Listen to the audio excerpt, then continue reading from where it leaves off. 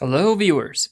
In today's video I will be tackling a few issues around the trunk of my W202 Mercedes-Benz.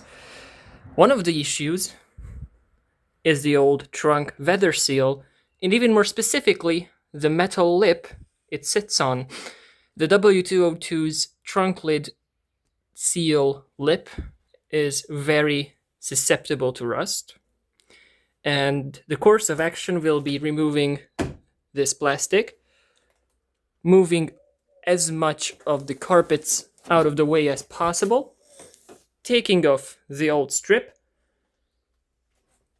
handling the rust with some wire brush and rust transformer, reassembling everything and calling it a day.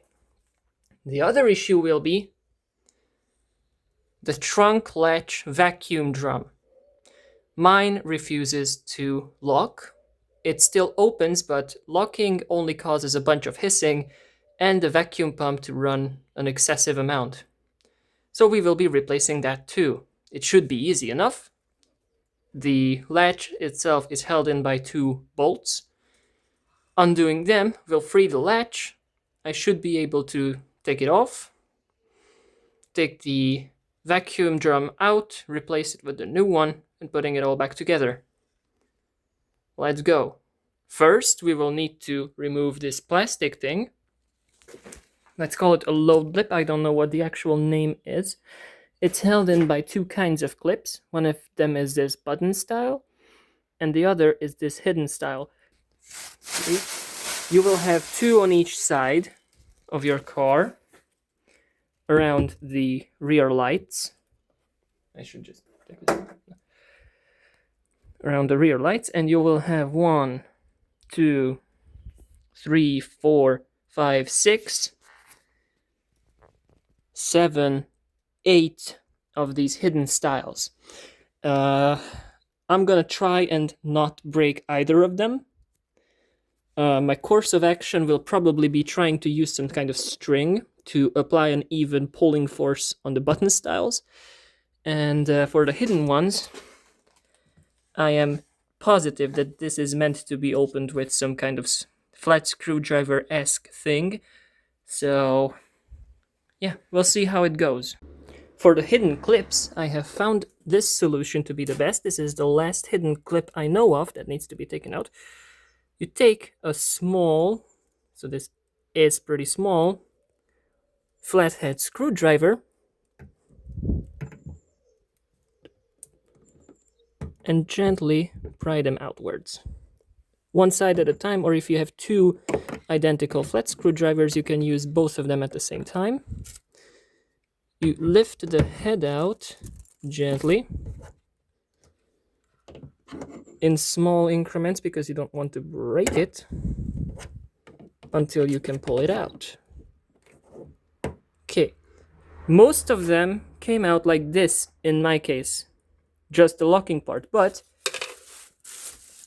some of them came out whole with their inserted parts too, and you can know which ones came out whole because their recesses look like this, while the ones that came out partially look like this. I don't know how likely they are to fall out, these parts, from the plastic, so be careful when handling it. Now I'm moving on to the button style clips. These button style clips use the same process. You use an even thinner screwdriver to get under the upper part, gingerly and gently work it out until you can get it in your fingers and remove it. It's very difficult to do one-handed. Like this, and you can wiggle it out, work it out gently. There we go. Good pop. Among the rest you go. And now we have, in theory, every clip removed. I was celebrating a bit early You also have to remove the bottom bits. Apparently from these holes too. So, happy hunting! To avoid breaking the bases of the button style clips into the car and then having to hunt down some of them for shamelessly expensive amounts, sorry about the camera, you should try to pry them up just enough, focus, just enough to get some sort of string under them. So you can imitate a puller. You try to get it around a bit, like so. So you get a nice grip near the center. I hope it was visible. And pull.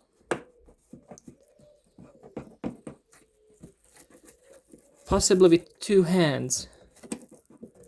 So you can stabilize the whole thing and not be risking breaking it when you're trying to save it.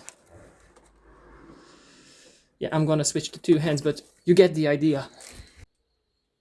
I have managed to remove the plastic load lip, and what worked, because some of the half clips of the hidden styles were still in the car holding the whole thing, is freeing up completely this side.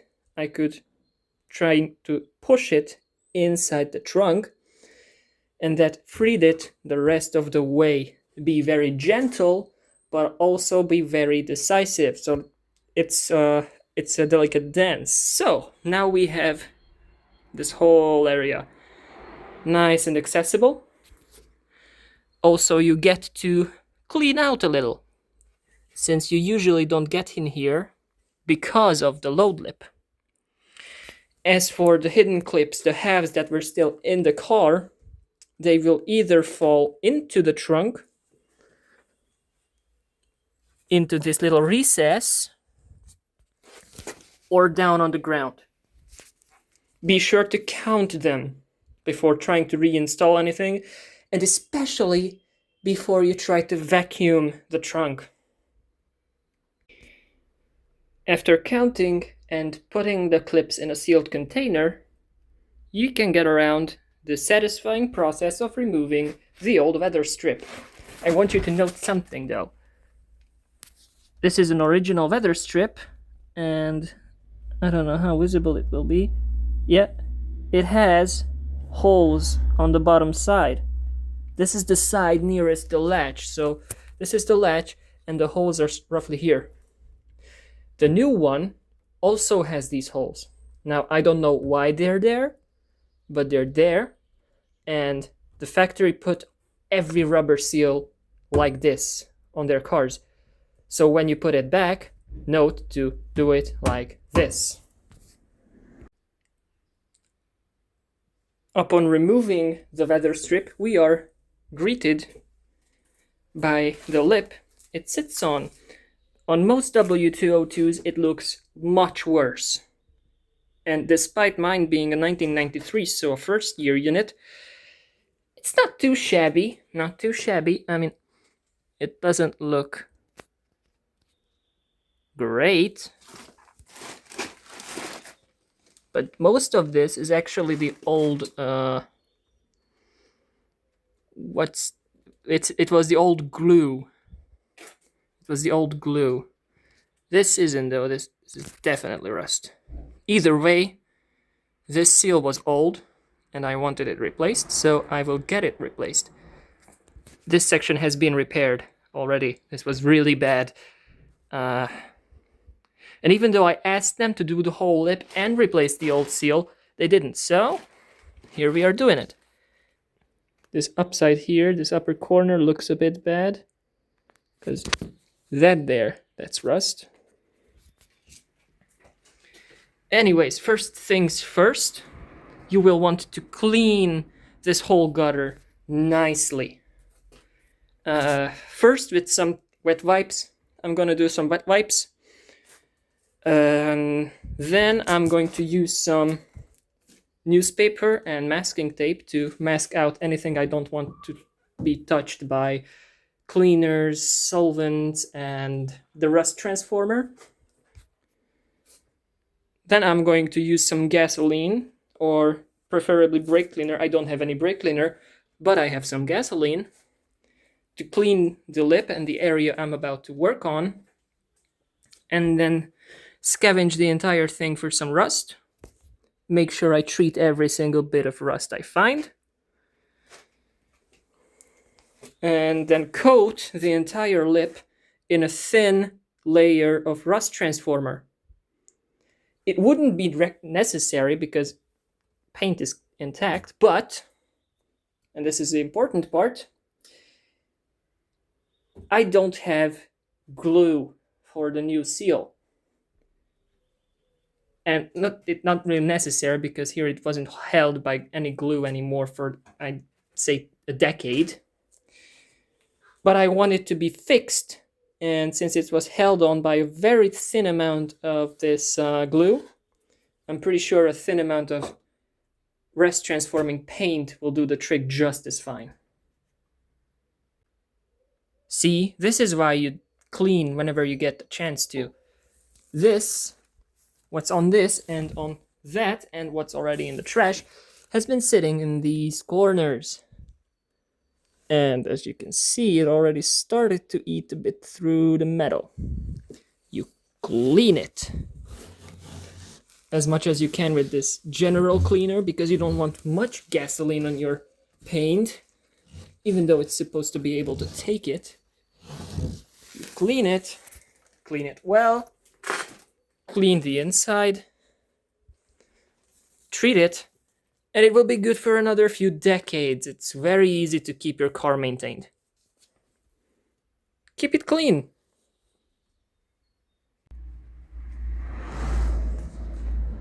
You should not be an absolute tool like me and start working on your rust before masking out your car. What I did was roughly follow the side, this edge of the gutter, making sure that this seal that's for the rear windshield is completely under tape, because you don't want any gasoline and especially any rust remover on it. Here comes the fun part. You'll want to get yourself some brass and plastic brushes, not steel, plastic, and very fine grit sandpaper. This is 2000 grit sandpaper.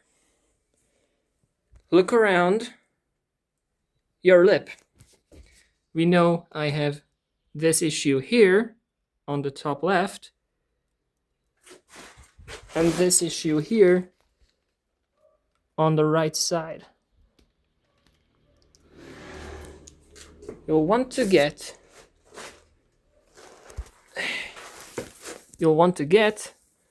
a gentle brush on things first, just to get most of the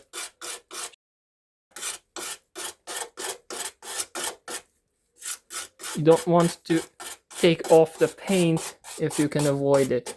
This is not a professional fix. This is us getting things a bit better. Don't forget the other side either. It's not looking particularly good.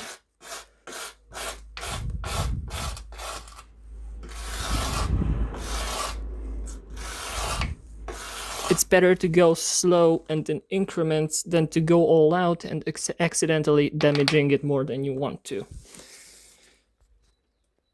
Be chill. This will take some time. It will be good. I have brushed the rust issues. I'm gonna give it a light, very light sand, and then go through the gutter with some gasoline and put on the rust transformer. And our new weather seal has been installed. I have used a second layer, a second thin layer of rust transformer as a kind of glue to hold it on, but it on pretty well. I don't know what this is. I'm gonna just get it out of the way. Yep. So it holds well on its own. Make sure you have it completely seated, not lifted off. And also make sure that this lip side is in the gutter, because this side has to be the smooth side inside. A lot of sides here to talk about. Wait a few seconds for this all to dry and set, basically. And then we will take off the masks and reinstall our load lip. For clipping back the clips, both type of clips, both the hidden and the button styles, operate the same way. You want to take the base first, put it in place, and then take this plug and push the plug in.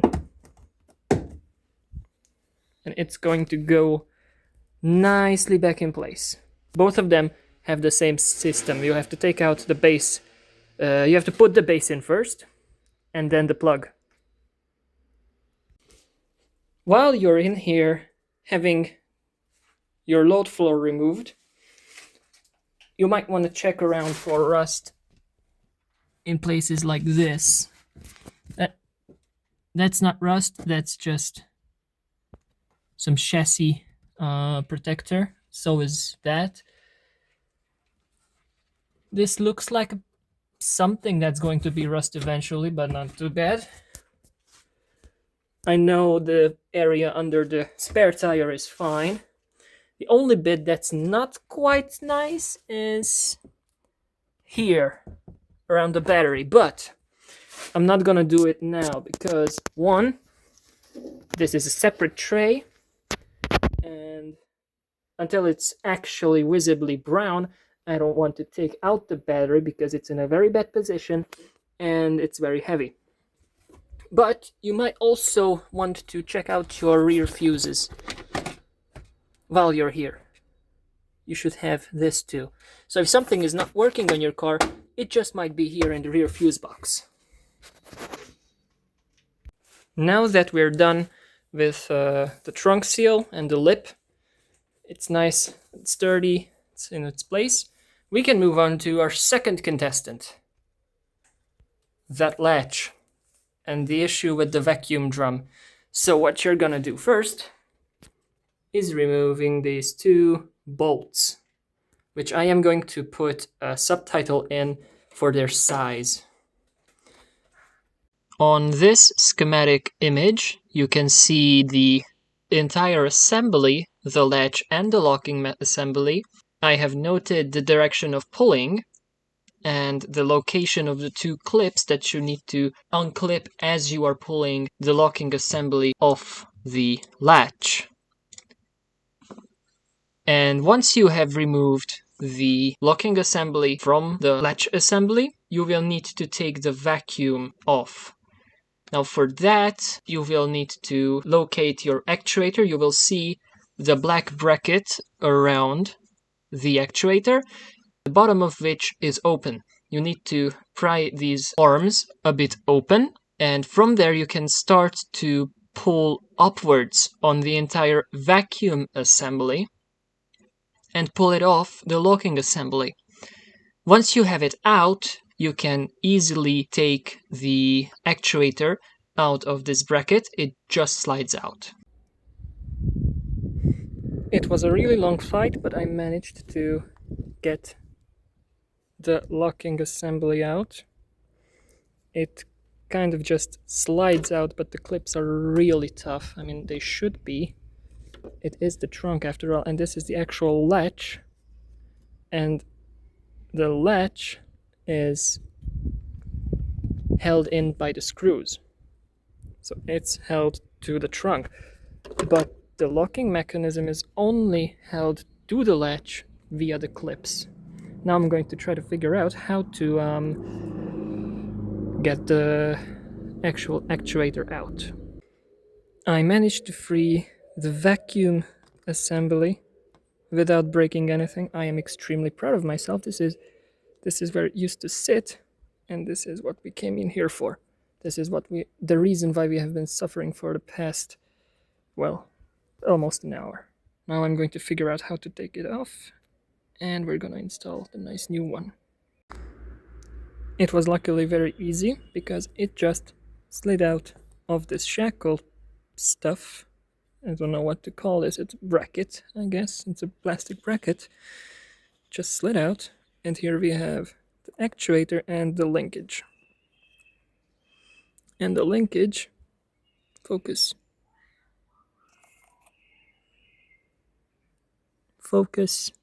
and the linkage connects with a simple clip. So this is the part you want to save, and this is the part we'll take off.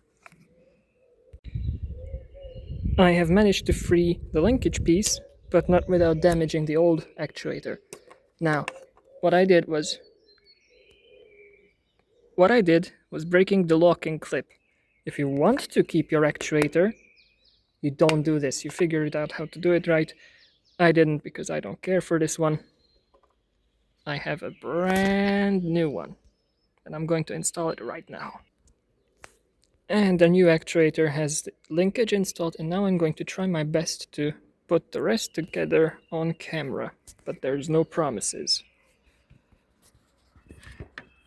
Okay, just let me get some space here.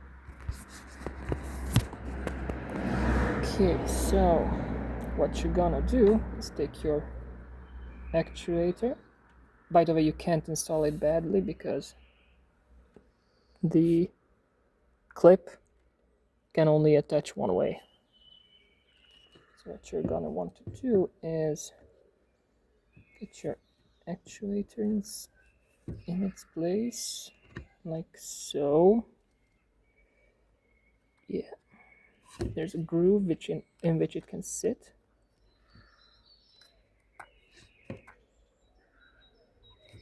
And it should click. Well, it didn't click, but it's installed right.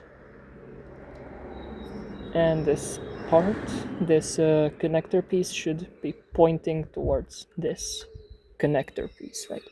So this connector should point towards this connector here.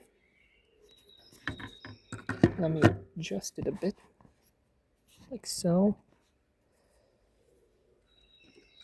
And next you want to get this in here.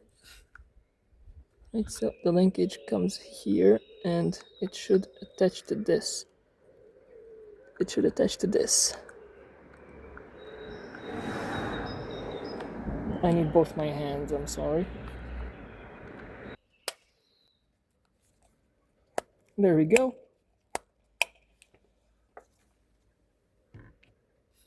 And now I'm going to use my key to show you how it works. So, this fork is part of our linkage to the actuator, and this is our lock barrel. Locked, open, locked, open. I'm going to try to make an illustration of how it all comes together, but this is what I can do for now. And now for the hard part, putting this back into this. I am very afraid I'm going to have something break here.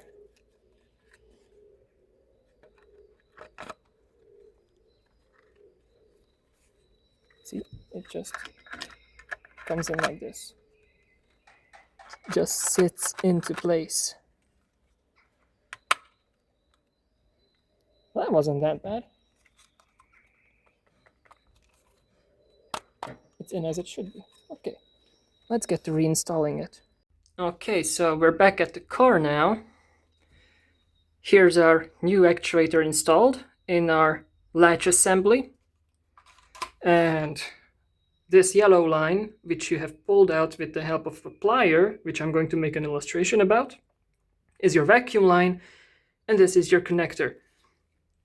Your connector cannot be connected badly because it has a clip on top. but also it should be numbered because we have 1, 2, and 3 here, and we should have 1, 2, and 3 somewhere on this. Yes, we have 1, 2, and 3 on this. So connect those back together, position your latch back, and use the 2 screws to secure it in place. Make sure it's tight, but do not strip the threads of these. I believe these are brass coated steel, I think. I don't know. Before snugging down everything, you want to make sure 2 things. One is that you're not pinching anything in here, because that could be a very bad mistake. Now, I think I am not pinching anything, any wires, any lines. Vacuum looks a bit funky, but it's not pinched, and I can just organize it again later. The other thing is you want to make sure your latch assembly is in the same position as it was. Mine, see, it will leave little grooves and imperfections on the paint. You want to be in those imperfections. After installing everything, you can test your new actuator. Simply push it in, latch to latch, and use one of your door keyways to lock the car. It had a really nice snap, but just double check. It's not opening. Use your keyway once again.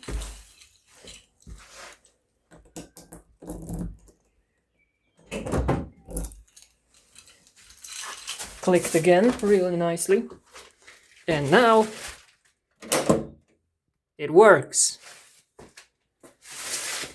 The entire trunk process took me 3 hours, maybe.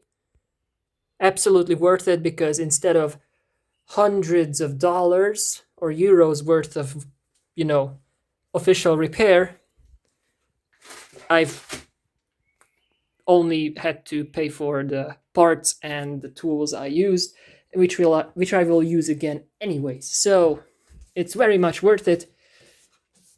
Make sure that your new seal is nicely seated, and enjoy your car. Thanks for watching.